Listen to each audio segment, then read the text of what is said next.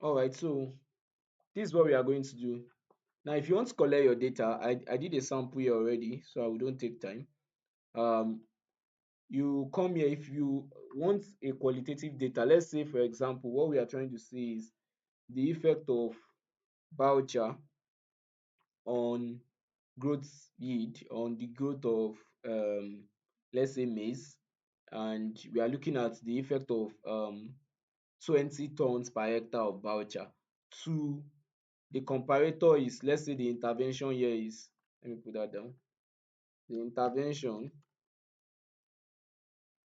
intervention is, we are looking at 50 tons per hectare of voucher, and the comparator is no voucher. So then you gathered, let's say, about three materials that you want to use for your meta analysis. You write their name here. I can say study one. I'll check. Okay, what's the name of study one? Adekola Adekola et al. So et al. 2020 2022. That's the way you're going to record. Then the same thing like that. You go on to, probably you want to make use of 15 studies for this analysis. So that's what you're going to do. So then you now check through each of these materials that you want to use. What is the mean for the voucher?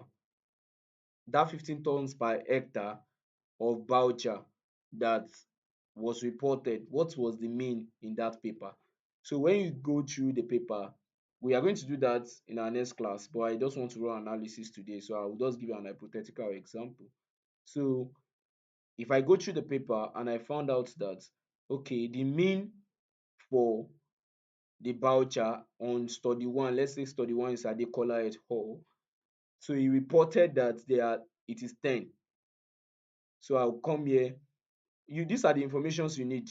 You need the mean, the standard deviation, and the sample size of that intervention that you are talking about. Then to the comparator, you need to give us the mean also, the standard deviation, and the sample size.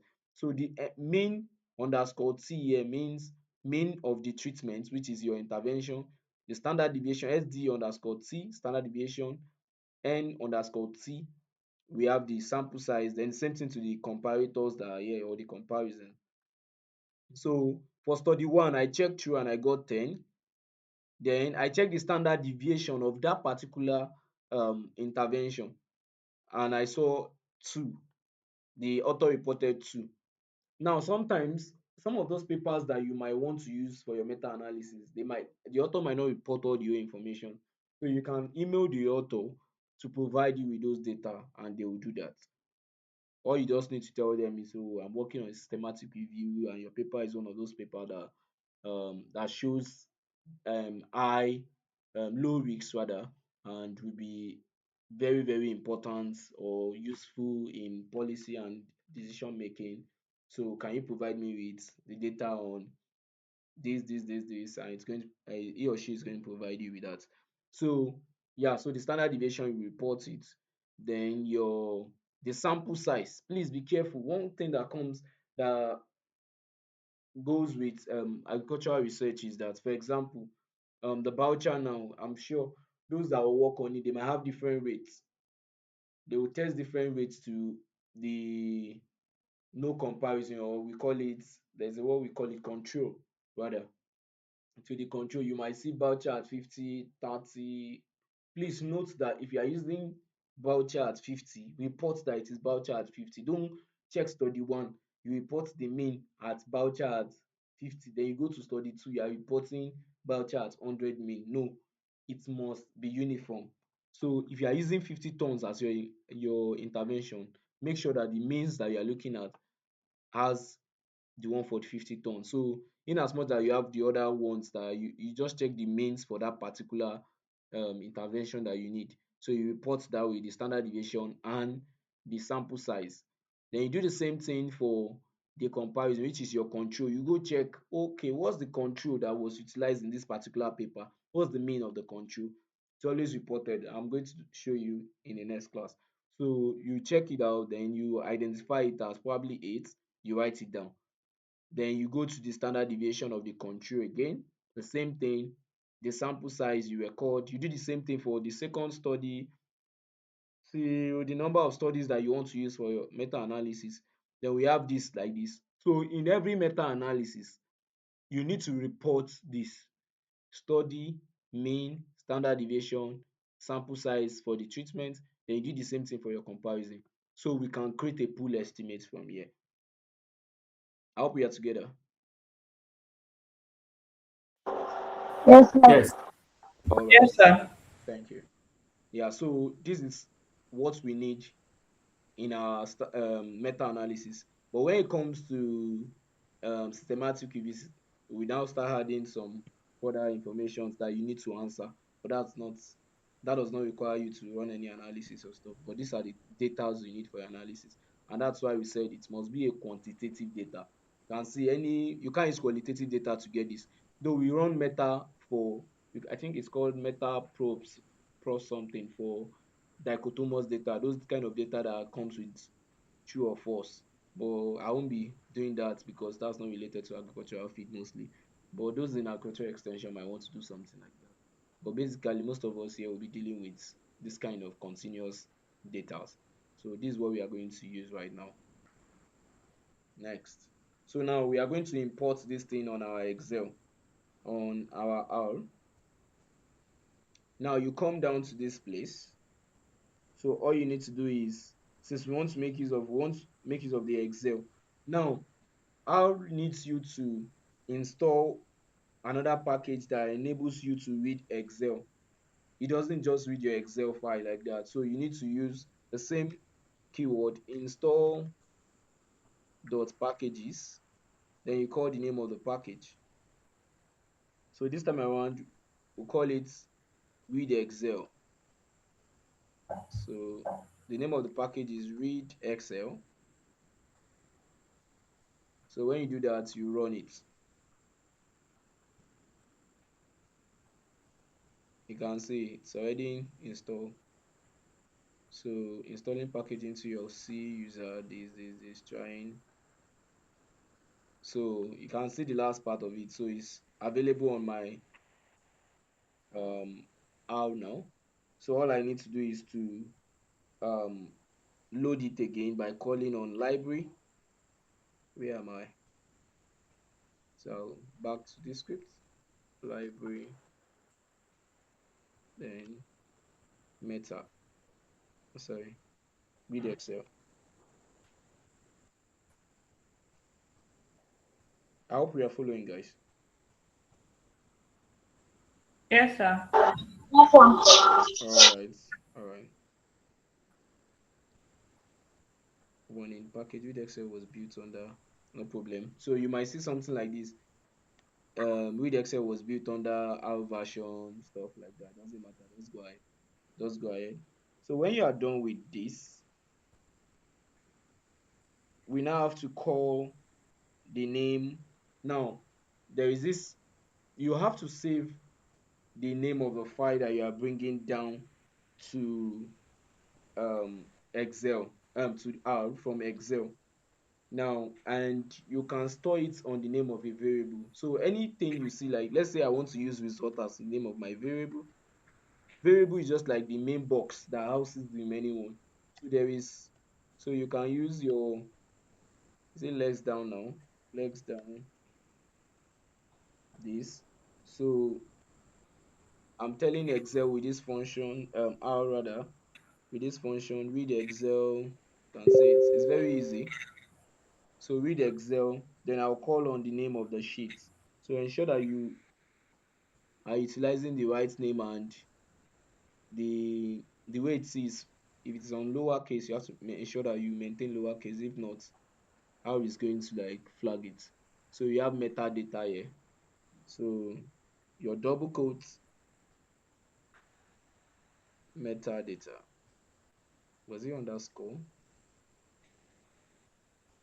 I have to go back and check. So the best way is you just copy it, metadata. So Now, what just happened here? What's the meaning of this? So I'm telling Excel to read this function, read Excel, is to go through my directory, the C directory, to like then pick up this particular Excel sheet, then store any information that it is there on what I call result. So you can give it any name. You can decide to call it dial, store it in dial. So this is like a box. So when I'm done with that, I'll run it. Error, object result not found. All right, let's correct that quickly. Not playing. So how can read CXV file easily? So what I just need to do is just say data. Now I want to save it on data. So data. So I'll tell it read.csv. There's a built-in function to just read CSV files. So then I'll call in on the name of the CSV file that I have. I hope I don't have more directory issue because currently my laptop is giving me a lot of issues.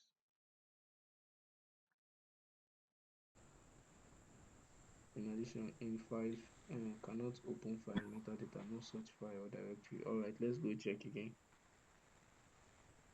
Metadata.csv. Pardon me. CSV run. Okay, can find it now.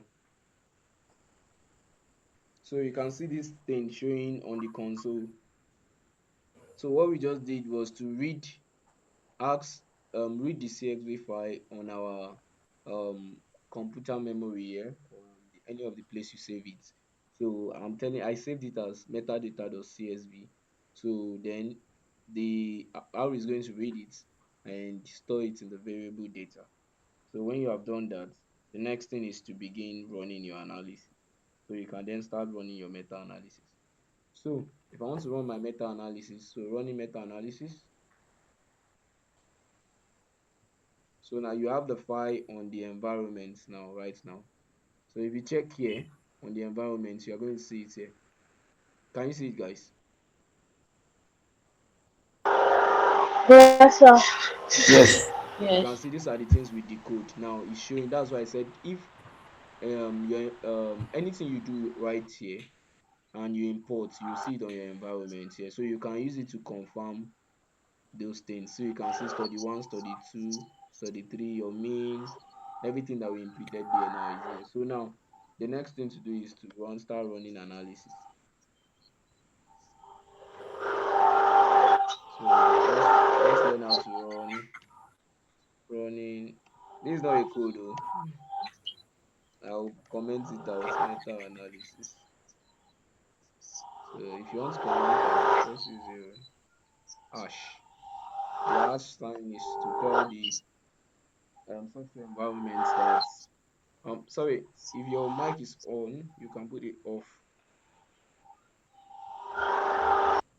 Getting some echo over here.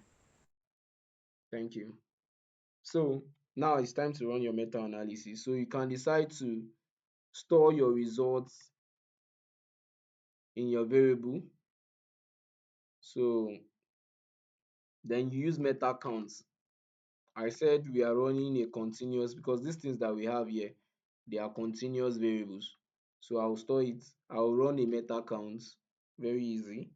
So when you run meta count, it is called meta count. Yeah, I think I can see it now. Yeah, meta count.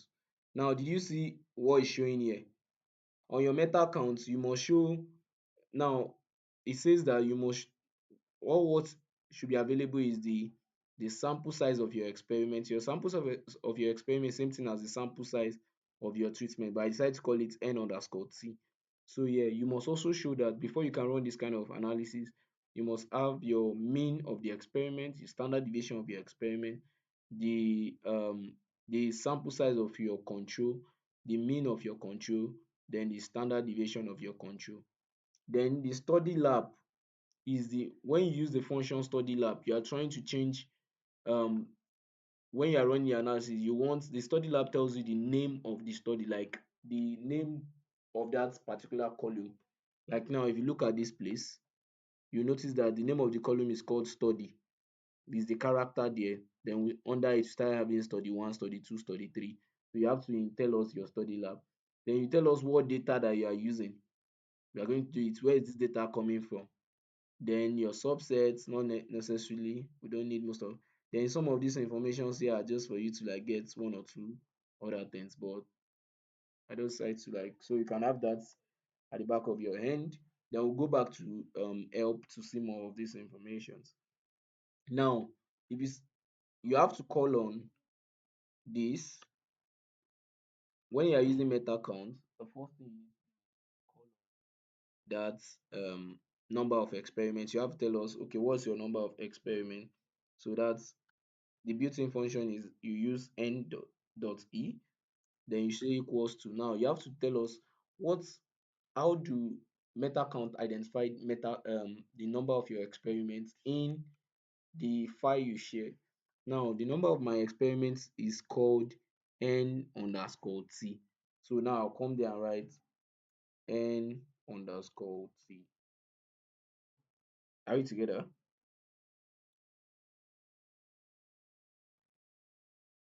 Can you guys hear me? Yes, Yes. yes. All right. So I'm trying to do it bit by bit. So if you are not understanding it, just let me know. So this particular NE is like a constant thing that comes with the function. It tells you, okay, what's your number of experiment? So the equality sign there is telling you, okay, my number of experiment, sorry, the sampled size of my experiment is what does it stand for on your row? Okay, when you go to my row, you are supposed to see n underscore t, the same thing as my sample size experiment. That's what you are telling us.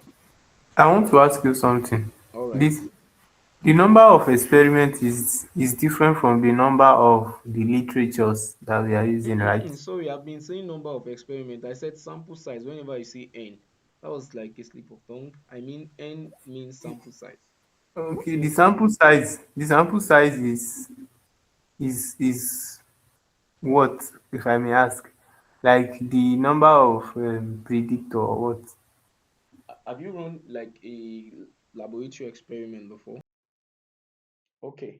So the next thing you have to do is also call on your main the main. I was supposed to just copy it, but I just want to like be explaining it to you guys. So main, please know that anything you use to name your main table on your that's what you're supposed to come and tell your how that okay this is what I used to like name it. So like for me mine now I use main underscore t. Then the next thing is when you're done just press your comma, then you go to the next one.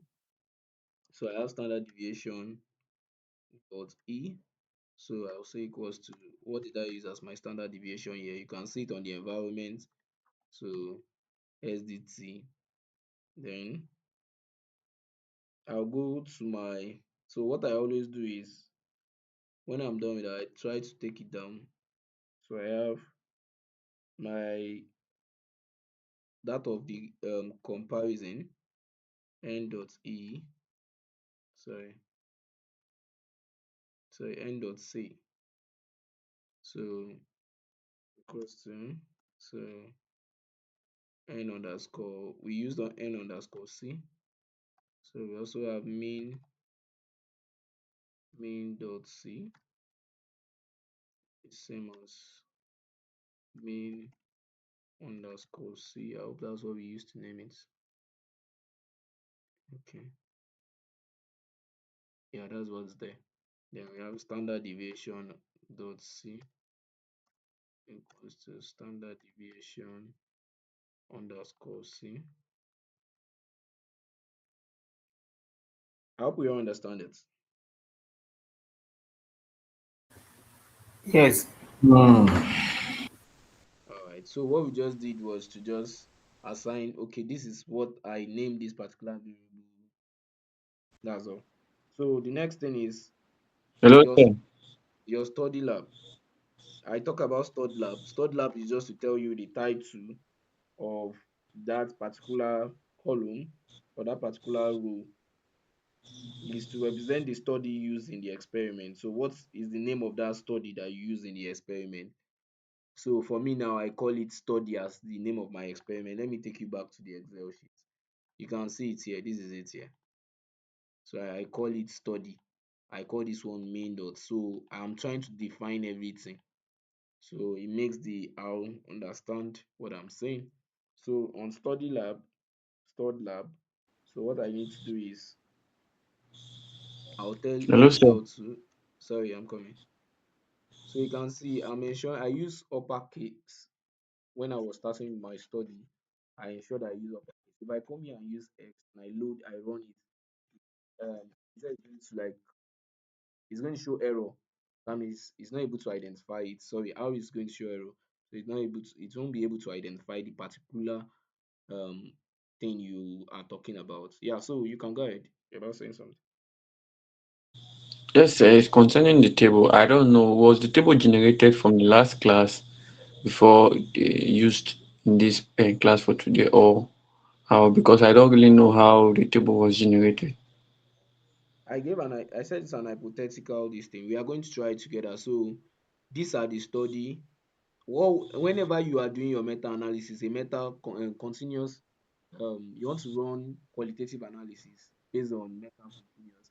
I said the main thing you need is these four things: mean of the intervention, standard deviation of the intervention, sample size. You did the same thing for your comparison.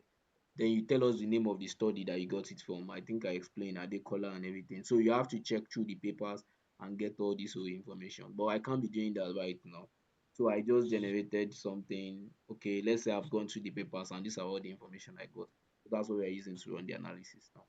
Is that fine? Okay, sir.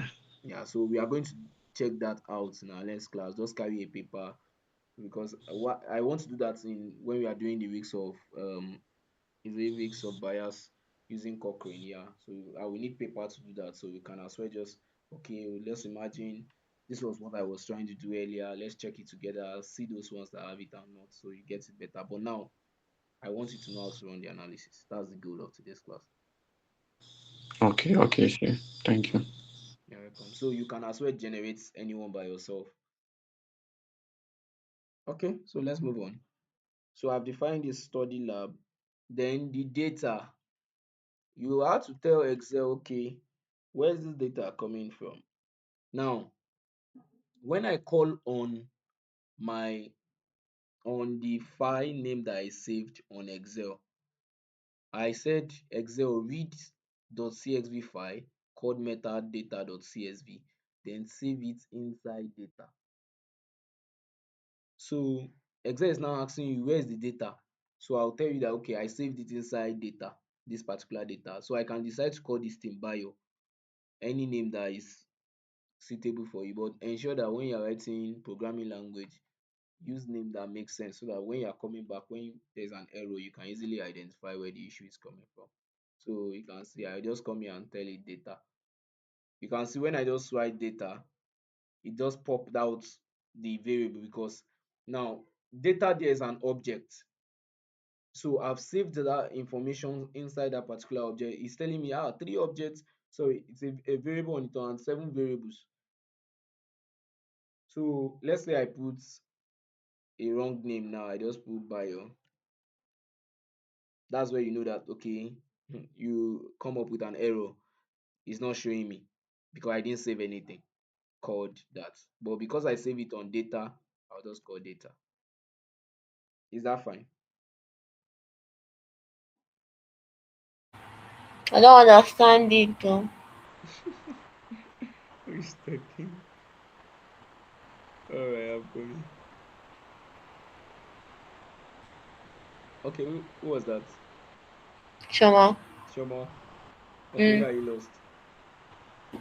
that data explanation. That data, alright. Let me explain. Back to my own. Now, I said whenever you call, we always save something called a variable. We always save it inside this part. Now, this is your data here. Now I decide to call it data. You can call it any name. I'm telling the R environment or my script that okay, after I install, okay, go through this file called metadata that I saved and save this information that I have here now under data. Now when you come down to your, when you want to run your meta analysis, you have to tell meta that okay, where is your data from? This particular information that you gave, okay, I said my sample size of my experiment is what I name as n underscore t, same thing to my mean e as mean t. Then you tell us okay, what's the name of that study lab, the title of that, okay, I call it study. Where is this data from? That's what this thing means. Then okay, I said, oh, I save this data within this place, I'll call on that data. So imagine I saved it as bio. So I say you can use any name, it's not an inbuilt function, it's just the name of a variable. So if I call bio now, I can call here and put bio there, and it's going to see that okay, the thing is saved under bio. Are you seeing it? So this is bio already, but I don't want to save it as bio, so I'll save it as data.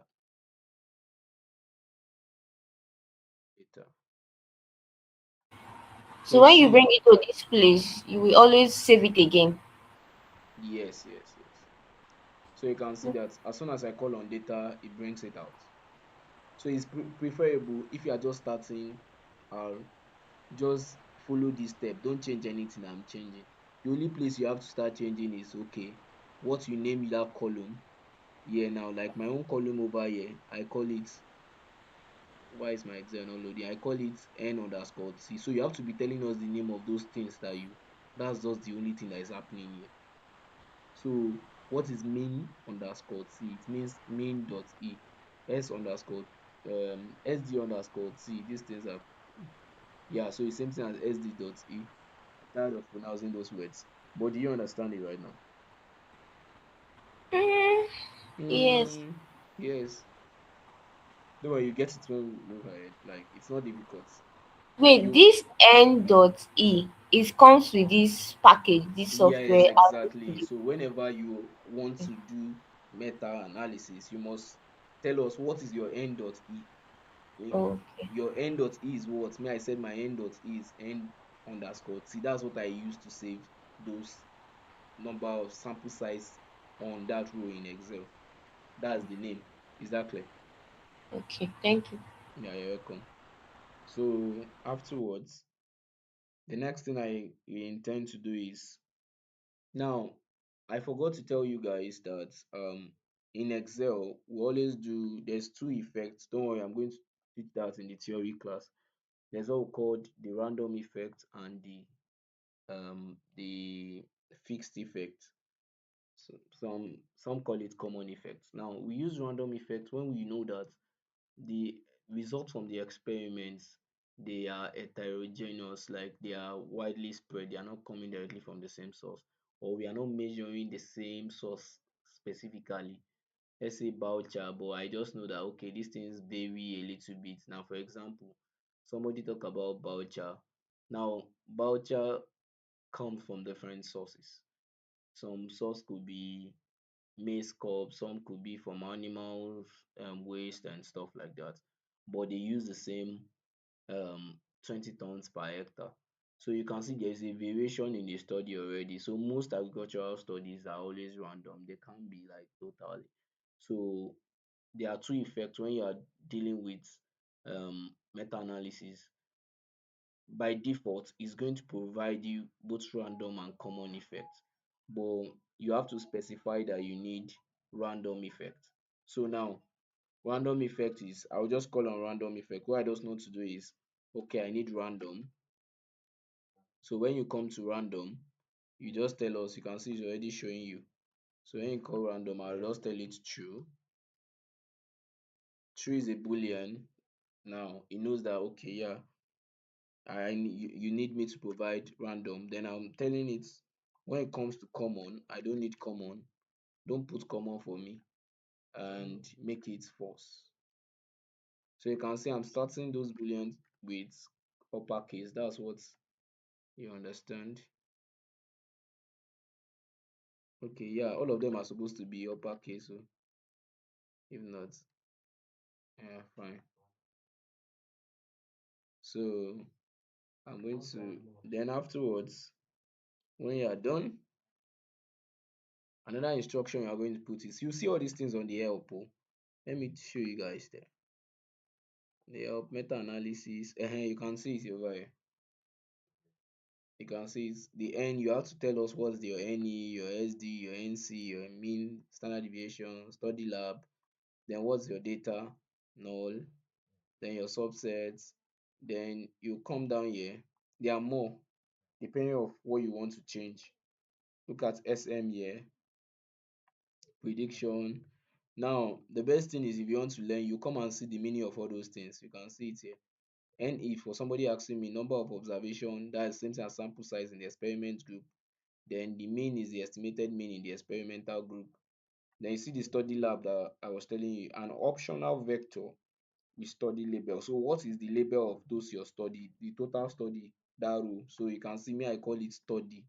So I have to like name that function. Okay, yeah, my study lab is called study.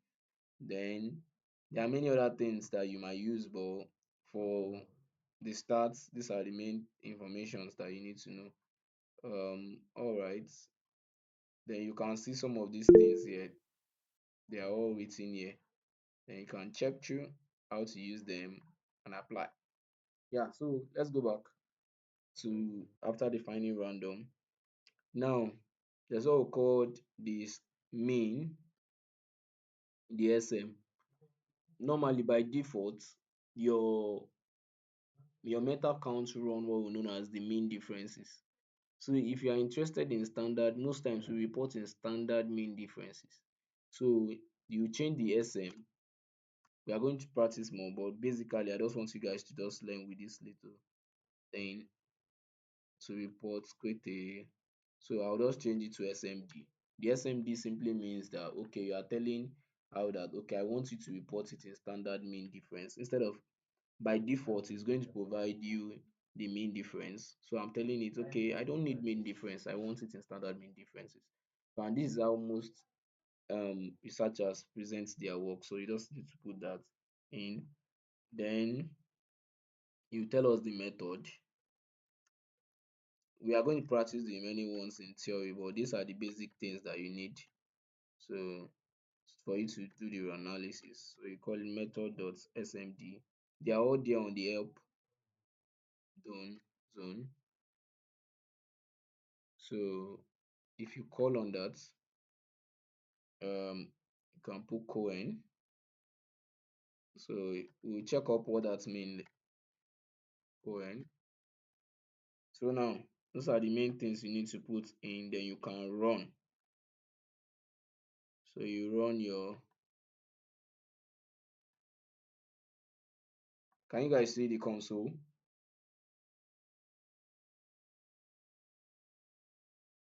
Are we together? Yes, sir. Yes. Yes, sir. I see see my console and you can see something is showing on the environment. Let's try and check what's happening in the environment. Let's see what's happening in the environment. So you can see, well, you don't need this. Just forget about what's happening here. So yeah, we are done calling on the results. The next thing that we need to do is to create the funnel and the forest plot. Sometimes you can call on summary. Some people might just say, oh, I need the summary of this thing. So I'll just summary just provide you the information. So I'll just call summary underscore open bracket results. Let me see whether summary still works. Oh, sorry. I thought I was using VS Code. Okay, do you see it? Can you guys just check my console? Let me try to raise my console.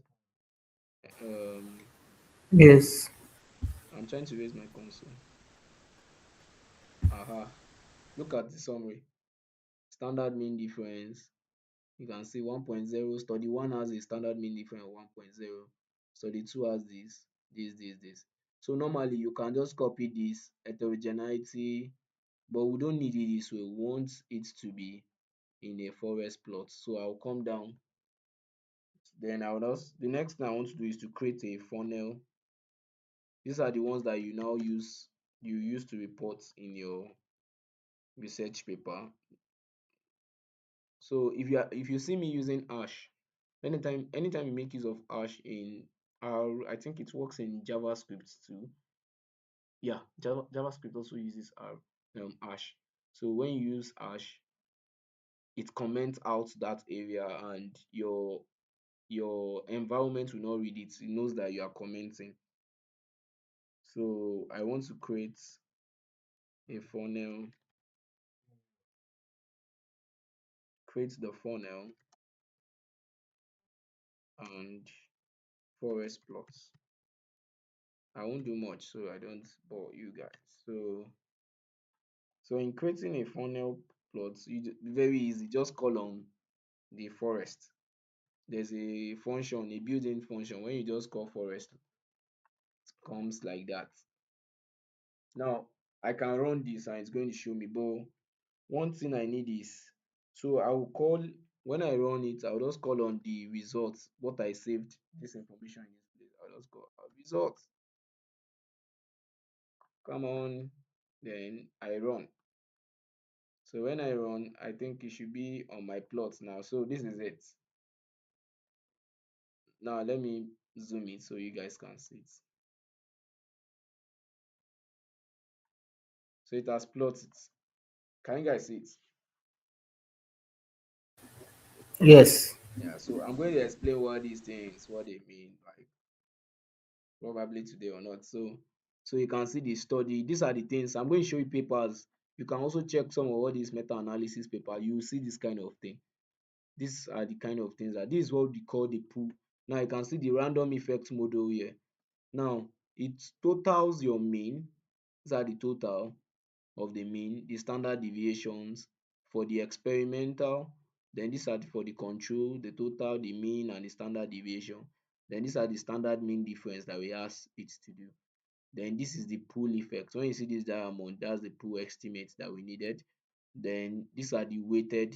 We are going to explain what these things mean. Then the standard mean difference, the confidence interval. The CI in here means confidence interval. So at what level of confidence should we have in this particular um result? Then the heterogeneity. So when you're having um heterogeneity between, I think between 25, 0 to 25 is low, so I square. But if you're having in between, I think 25 to 70 or stuff like that, is moderate. Then probably from 75 or 80, I'm going to check it and send it to us. So 75 to like 80 is about very high. So heterogeneity means that how widely spread the data is, like the variances of this research. So and you have to consider it when we are reporting, like you are writing. So you don't just say because this thing has effect, like this particular thing now, from your pool effect here, it shows that most of the study, this is 0.81. Here is significant. You can see based on your p-value here, p-value is greater than, is equals to 0.0165. So you have your t square here, you have your I square. Then 0.81 here is telling you that okay, this 80% put value, that okay, this thing is very significant, that's effect. So any result that you have here, like it's very, very effective. But we can't tell yet. I'm going to explain this better. So we are not yet to start explaining this. This is not the coursework. But it's just show you how to like prepare your XMD, sorry, your forest plot and your funnel plots. So let's minimize this for now. So yeah, it is not looking so good with the way it is arranged, no structure and stuff like that. So this diamond here is the pool effect. I'm going to explain that later. So I can give the diamond a better color. So there are a lot of functions that we could learn later, but this is the basic thing that you need to know. With this, you can work on any meta-analysis and submit it like that. But if you want to start probably adding one or two touches, that's all you can do yourself. So I don't want the diamond color there, that diamond. And these are those square shape that you're looking at. They are different studies. So we have different studies here. can see study 3 here now is now let me go back to that. I think very important. Zoom. Where is this thing? Where's the ID? All right. Now if you see study one, now this is the benchmark. This is the confidence interval. This is the benchmark here. Now that means study one and study two is very significant. They are not biased like that. They are very, very good compared to study three is out of it. You can see this is like the benchmark. You can see that rule. So this one is out of it totally. Like okay, these two studies are they make up the main this thing there. So now this the square there is telling you each of the study. When diamond is the pull effect, where we can come up with an average of how effective is this study. So you are telling me that it's 81%, 81%, and this is the confidence interval between 0.36 lower limit to 1.27 upper limit. Now, okay, so I want to change that diamond to make it more catching, and so I can just say, oh, my column dot diamond, that's the function to change it. So I'll just say column dot diamond is equals to blue. So blue. Then I also want to change the square color. So very easy, just call it cool dot square. So as soon as it comes up and you change it to, I think I want to make use of, should I use red? Okay, let's use red or black. Which one is best? Let's use red. Um, red. Mm, red be good. All right. So that's it. So we run again. So when you run, you see that the thing will change right now.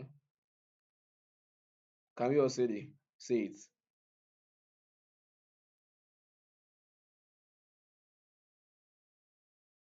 Can we all see that? To we go straight down to forest plot. Now we have run the forest plot. The next thing is for you to do the funnel. The funnel shows you the funnel plot is used to show the level of bias of the paper that you have. Now, when we run the funnel, it's like a triangle. So and it has a confidence interval. So any of those, the number of papers that you use, those papers that you use, if they fall within the triangle, it shows that they have low bias. But if they go out of those triangle, it simply means that the paper that you use, they are of high bias, and it works based on heterogeneity, the level of heterogeneity. So and if it is very high, you can't make decisions like very high decision. Oh, I'm saying voucher affect this. Whereas all the paper that I use, they are forest plot is telling you that they are far, like beyond the confidence interval that you can use. Like, I hope we all understand what it means to have like confidence. Like when I'm telling you that Dangote is telling me that if you buy my cement, it's going to last for 2 years, even though you haven't opened it. That's the confidence it's giving you. So if you buy it and you save it in 1 year, you didn't open it. Okay, in 1 year you now open it and you notice that something is wrong with you can sue Dangote. So that's like the confidence interval. And I think cement also does that. Like they will tell you 50 kg plus minus one or stuff like that, 50 plus minus. So it's possibility you can find 50, it's possible you can find 51, possibly you can find 49 kg. They're already giving you their confidence interval. So yeah, so confidence interval is like that. So we just let you know. So we do the funnel plot. So all I just need to do is call on the function funnel, and the programming language makes everything very easy, and call on your results, and very easy. Instead of it plots it for you, all you just need to do is to run. Can you all see that? Let me bring it up. What's happening? Do you see that? Are we together, guys? Yes.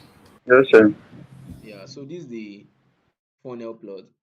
It shows that the level of bias. You can see the triangle I was talking about. So if any of your studies falls within this triangle, it shows that they are of less bias compared to, like, for example, if I have everything dispersed between this side,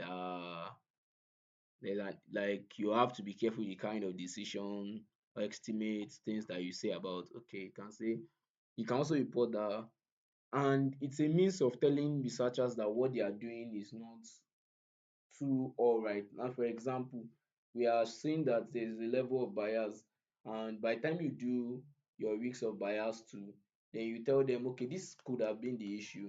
Are they doing blinding very well? Is the intervention this? You explain why this level of bias is high and why you cannot just say, just for example, someone that is looking out for voucher of 50%, 50 tons per hectare on the yield of maize, and you notice that almost all the paper that were available for studies were of high risks. You can't come up, and these papers were the personal papers that people had written, researchers has written, and they are telling you that, oh, it works. They found out that 50 tons per hectare of voucher worked for them, so everybody should implement. You can see why the meta systematic review and meta analysis, like, regarded as one of the top most in journals. Like, if you are submitting papers, like, very very, because it reduces every form of bias. Like, it's a checkmate to other. We also do, there's another thing called systematic review of systematic reviews. Like, you do systematic review and other people review your systematic review again, so just to reduce every form of bias. So you can see these papers now, hypothetical papers. You can see that, oh, I can make a lot of decisions. Let's say what I was trying to search was the effect of 50 tons per hectare of voucher in Lagos State, Nigeria, and this on maize yield of in Lagos State, Nigeria. You can see most of my study shows that they are of low risk, so I can come up with a decision, which means that, yeah, most of those studies were done rightly. So I can say, okay, based on this, the pool estimate. From the pool estimates, I can see that there were 81%. From what we found out, that 81% of this, it shows 81% level of significance. Let me go back to that. Where do we find that on our plots? How many plots do we have? The previous plots rather. So you can see 0.81, that's about 81% level of confidence.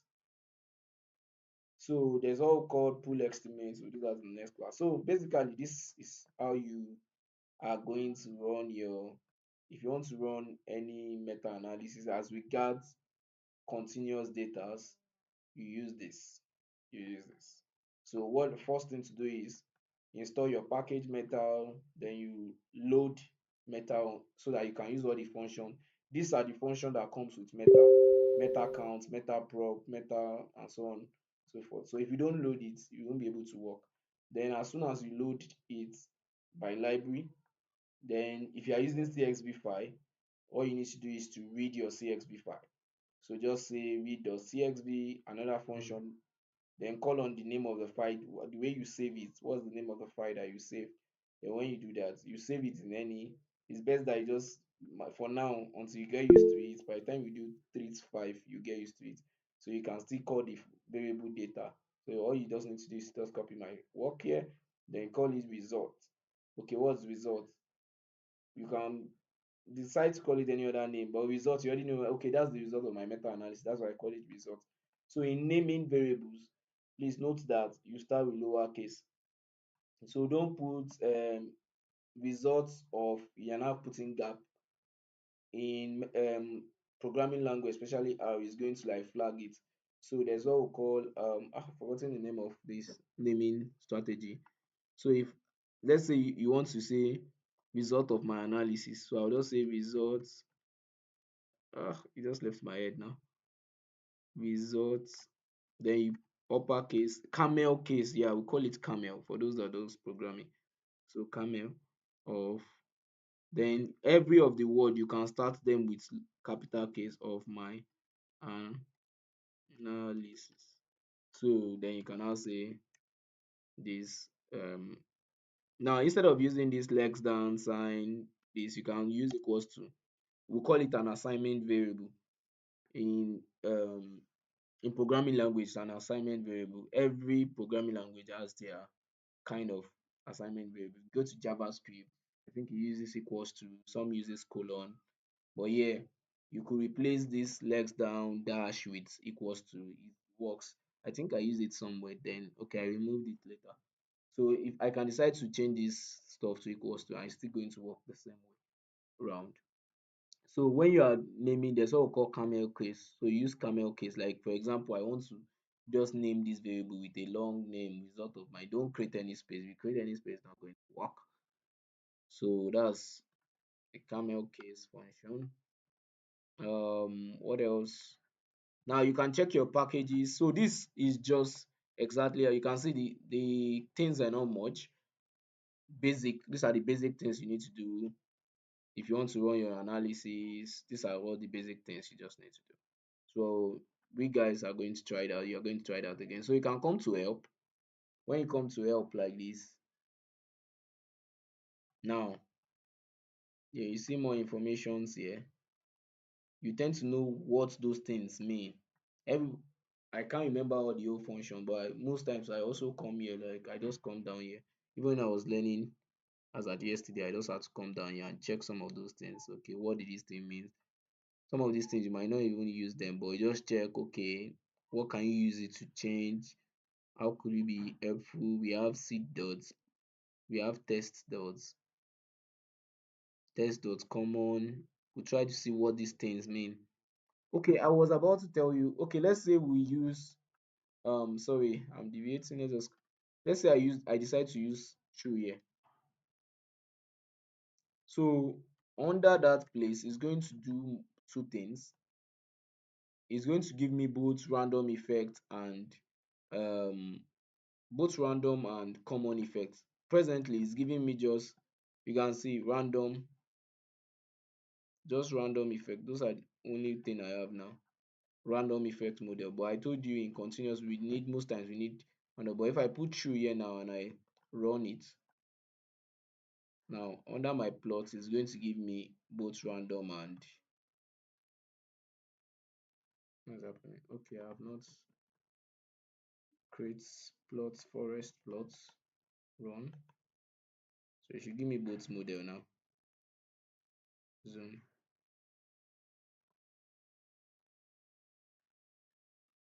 Can we see that, guys? Yes.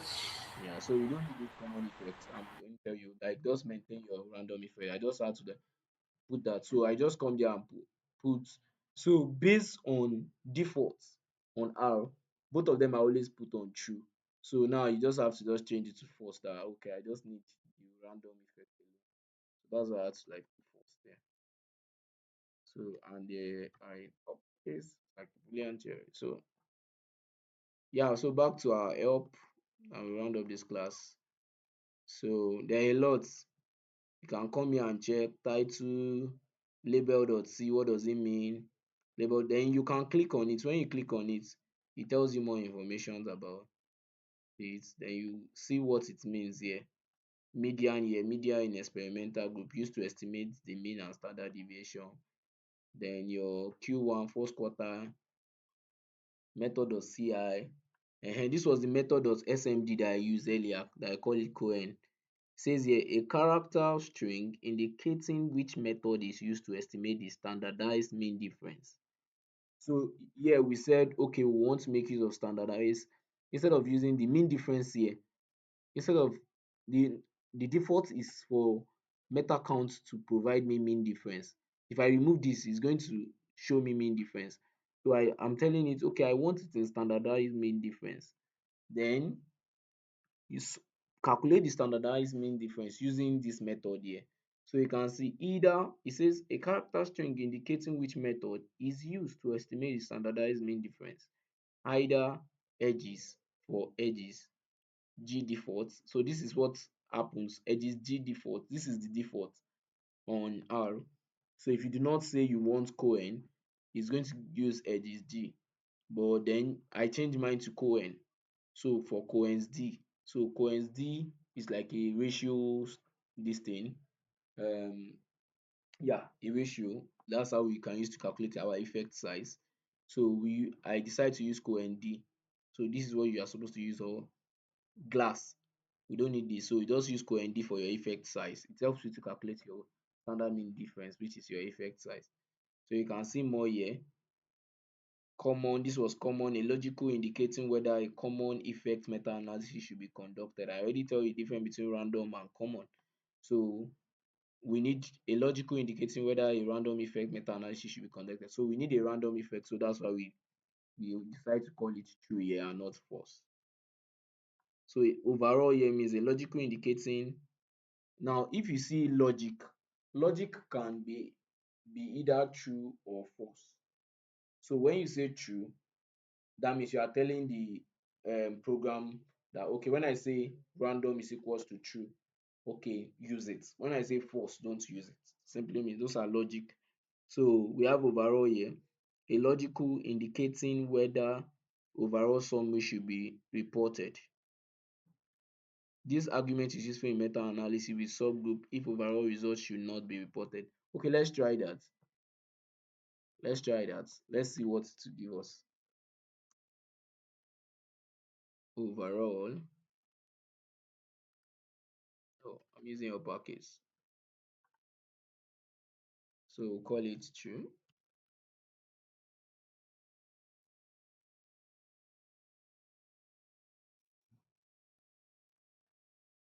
Now let's run, and we'll also run the forest plots.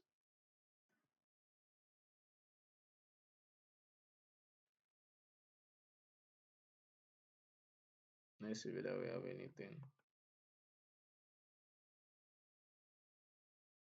Do you notice anything? Are we together? Yes. Yes. So is there any difference? Let's confirm.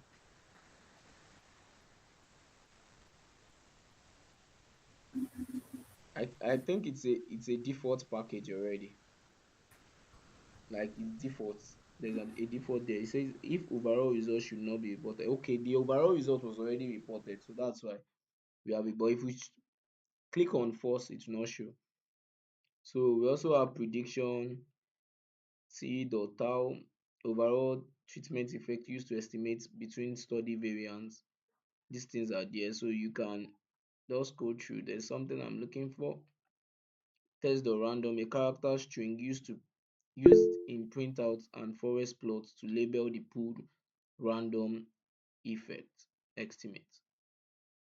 So we have test.predict, a character string used in printout and forest plots to label the prediction interval. So if you want to label your prediction interval, you just call it test.predict and you just put any name there. Then toss the random. If you want to call it any name, just try more, play with these things and see what you have. So more information are already there. You have your mean difference. So as I said earlier, your SM, you can decide to change it. Your summary measures, SM means summary measures. So me, I decide to use standard mean difference. Most times we use standard mean difference, but by default to give you a mean difference, so you can just put MD here. You can see you're not stressing yourself. Ratio of the mean, you can just ROM. Standard mean difference. So there are different methods that you could use here. They are all written here. You can read through. So it is G Cohen. Most of these papers they accept Cohen, so just maintain Cohen. Then you can get more information. What's ratio of mean? Then just check more. You gain more information from these places. So everything is there. So, but this is basically what we need in the analysis. I would have been able to try to use Excel, but I feel since you can save in CSV, there is no need. This is all right. This is okay. Yeah, so we are done with today's class. Is there any question? I don't have question. I just want to ask if you can help us to upload this script on the Google Classroom. All right, yeah, the slide is already available, so I'll share it. on the Google form. Like the script so that we can get the Yeah. I code. mean, I prepared Okay. a slide for it that has the code, so I'll Okay. forward it there. Okay. So Okay. Good. Thank you. you're welcome. Sure, I wish to ask about the diagram, that is the illustration, the forest plot. If you want to import, let's say in your paper, are you going to Yes. screenshot the plot, or you are going to just there's a means you need to import it in your paper? All right, let's go and do that. Thank you for the question. Let's do that together. So there are two ways to do it. You can just this export here. So you save it as PDF or you can copy to clipboard. So if I copy to my clipboard, I'll just go and paste it on my Word document, but I can save it as PDF, save it as image. Let me save as image. So you can see it here. So all I just need to do is save. Straight up is on your laptop. Just go pick it up there and put it on the research paper you are writing on your manuscript. You can just put it in your manuscript. Yeah, so that's all. I hope I was able to answer your question. Yes, sir. Yes, sir. Thank you. You're welcome. All right. Toby, your answer. Yes, thank you for the class. I've been taking notes, but the little challenge that I have is that I was able to download the R Studio like just this evening during this class, All right. but it's not starting. I don't know. Is there a way I can share my screen so that All right. maybe Let me end help me this. figure it out?